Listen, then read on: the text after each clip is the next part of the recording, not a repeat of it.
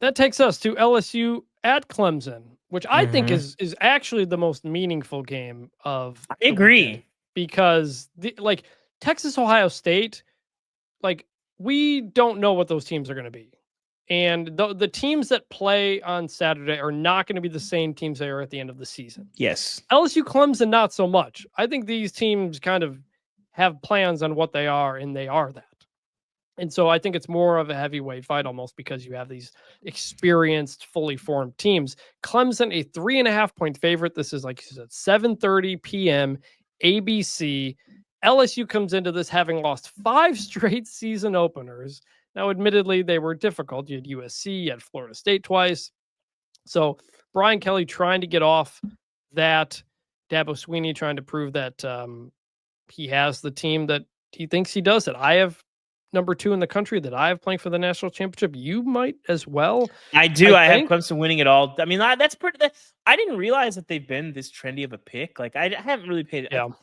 Quite frankly, I don't care what other people project for the season, so I don't really ever look at that. And then after I pick Clemson, I've kind of paid like a lot of people are picking Clemson, which I obviously I get. I'm on board with it, but this is a chance for them to flex. And then Dabo saying 16-0 out loud is super interesting. Coaches don't do that, and I don't know if that's a motivational thing, if that's just a off the cuff honesty thing. You know, I haven't covered Dabo as closely to be able to like when you cover coaches long enough, you realize like what they're actually saying when they're saying. So I don't know exactly what that 16-0 comment meant in the context of Dabo ease, but So it's interesting. Like, he said in 2018 we were the first 15-0 team in the history of major college football ever, and I think we're going to be the first 16-0 team.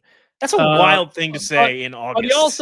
But he also ripped clickbait bullcrap, and I think he was saying like he thinks Clemson will.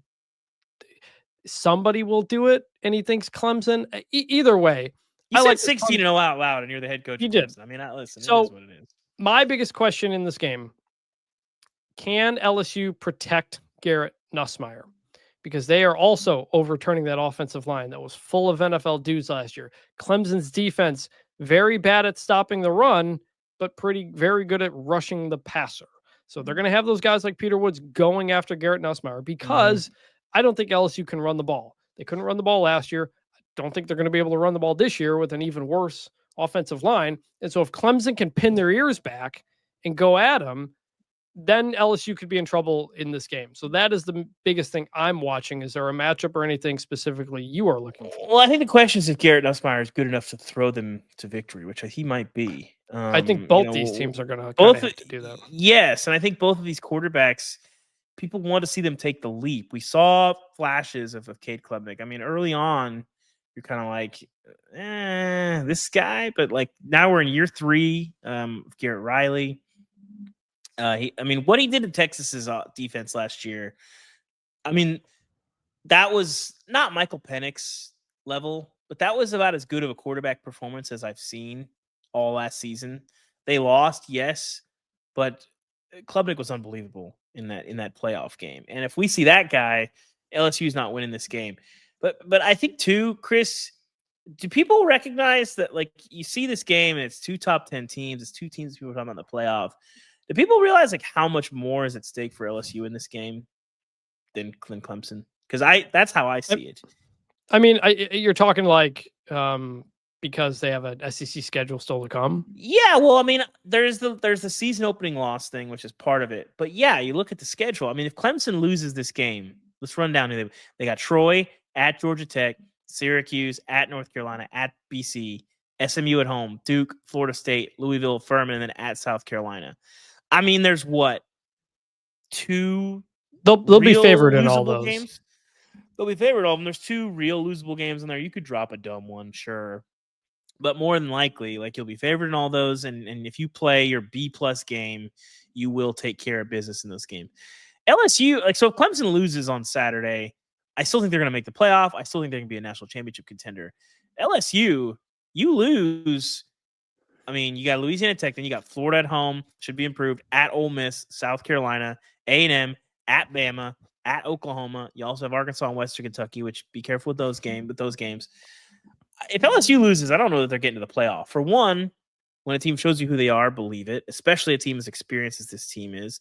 And 2, I mean, that's just a numbers game. There's going to be tight games. If you're 9-3 and you're sitting there, I mean, I guess if you have a couple big skins on your wall, that might help you. But 9-3, you're going to be sweating on. Well, they got those new Selection metrics, Sunday. man. So this loss isn't Yeah. going to mean anything. Apparently, That's the map where that's, if you're that's what the SEC wants. If you lose to a good team, it doesn't matter. I'll say this in terms of the game.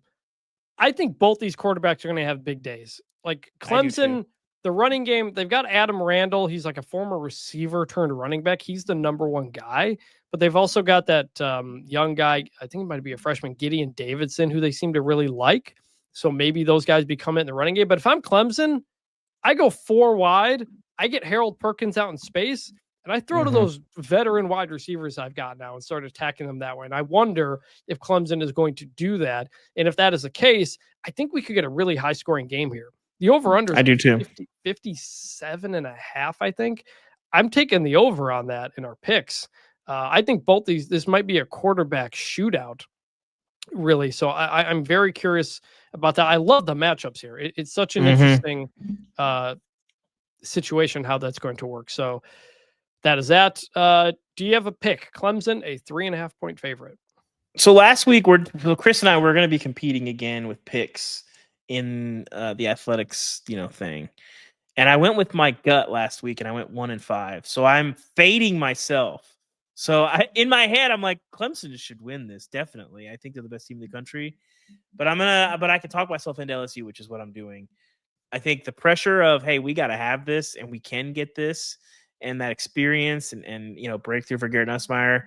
I agree with you, all the things you said. I think they're going to have trouble running the ball, and that's going to produce a lot of issues in protection. But I think Garrett Nussmeier throws them to a narrow win here, and they win outright in Death Valley, the one up north. I'll say this. Clemson hasn't won like a big game in a while. Like you could say, yeah, they've been getting punked by Georgia in the openers. Georgia in the openers. You lose to Texas in the playoff. Yes, you beat SMU, but it was kind of a new SMU team that was just a G5 team the year before. They haven't had one of those like big skins to put on the wall in quite a while. BYOG game, yeah. Yeah, maybe you gotta see it before you believe it. I am going Clemson, even giving up the 3.5 points. I think so many of these matchups favor Clemson. And they're at home. And to me, that's just, I got to go with that. It makes the most sense. Now, college football doesn't always play out that way, but... Who did you pick the last game again, Chris? Who did you pick? I picked Texas. You picked Texas, you did? Okay. Texas and Clemson. So we're two separate... You were remarking about needing to pick the home team. I was just checking. Well, no, because Ohio State is breaking in a new quarterback and a whole new team. It's not like we said, it's not a fully developed team yet. I think Clemson is. So that's why I'm going with them.